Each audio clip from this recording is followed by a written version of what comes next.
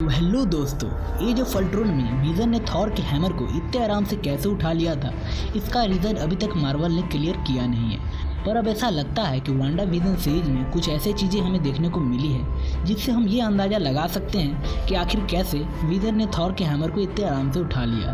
तो पहले हम ये जानें कि इस सीरीज में हमें क्या देखने को मिली है। उससे पहले हम ये जान लेते हैं कि आखिर क्या क्या थ्योरी अभी तक मार्केट में घूम रही है। पहली थ्योरी ये है कि विजन एक एंड्रॉयड है।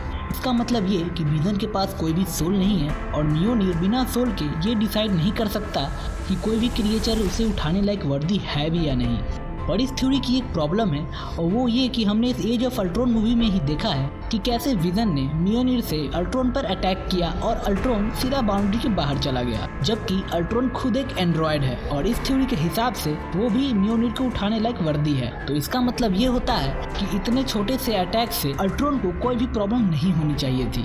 तो अब अगली थ्योरी पे आ जाते हैं, जो है यूज ऑफ माइंड स्टोन। इस थ्योरी के हिसाब से विजन ने अपने माइंड स्टोन का इस्तेमाल किया था मियोनिर को ट्रिक करने के लिए, ताकि मियोनिर को लगे कि विजन एक वर्दी है। और ये थ्योरी अब तक की मोस्ट एक्सेप्टेबल थ्योरी है। पर इसका मतलब ये नहीं कि ये थ्योरी 100% सही ही है, क्योंकि इस थ्योरी में भी कुछ प्रॉब्लम्स है। और वो ये कि हमें अभी तक ये पता नहीं है कि माइंड स्टोन के पास क्या सचमुच ऐसी कोई पावर है कि वो मियोनिर को ट्रिक कर सकता है। और तो और सिविल वॉर मूवी में हमने विजन से ये कहते हुए सुना है कि उसे अब तक ये पता ही नहीं है कि ये माइंड स्टोन है क्या और इससे क्या क्या यूज हो सकती है। तो फिर ये कैसे हो सकता है कि विजन अपने टेक्निकली पैदा होने के तुरंत बाद ही माइंड स्टोन का यूज मियोनिर जैसे पावरफुल वेपन के ऊपर कर सकता है। तो अब अगर हम इन दोनों थ्योरी को गलत मान के चले तो अब हमारे पास एक ही ऑप्शन बचता है, और वो ये कि मियोनिर को पहले से ही पता है कि विजन एक वर्दी है। इसका मतलब हम ये कह सकते हैं कि मियोनिर को किसी की सोल की कोई जरूरत ही नहीं है। वो किसी भी क्रिएचर के बारे में ये पता लगा सकता है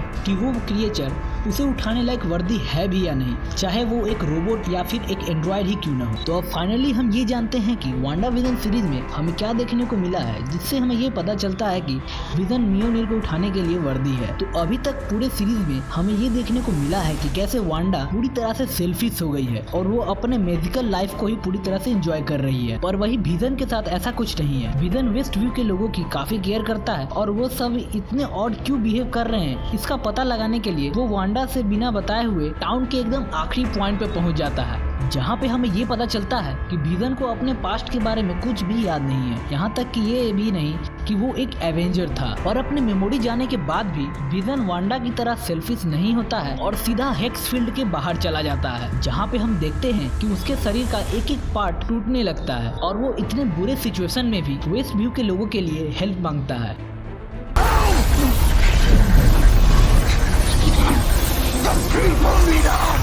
तो यार इतने इमोशनल सीन्स को देखने के बाद हमें ये पता चलता है कि विजन के अंदर भी कैप्टन अमेरिका की तरह ही प्योर हार्ट है और इस चीज को उसके अंदर से कोई भी नहीं निकाल सकता, चाहे उसकी मेमोरी ही क्यों न चली जाए। और फाइनली यही सभी चीज विजन को मियोनिर के उठाने के लिए वर्दी बनाती है। तो दोस्तों, आपको क्या लगता है, इस थ्योरी में दम है या नहीं, हमें नीचे कमेंट करके बताएं। और आपको अगर ये वीडियो थोड़ी सी भी अच्छी लगी तो इस वीडियो पे लाइक करें और हमारे चैनल को सब्सक्राइब करें।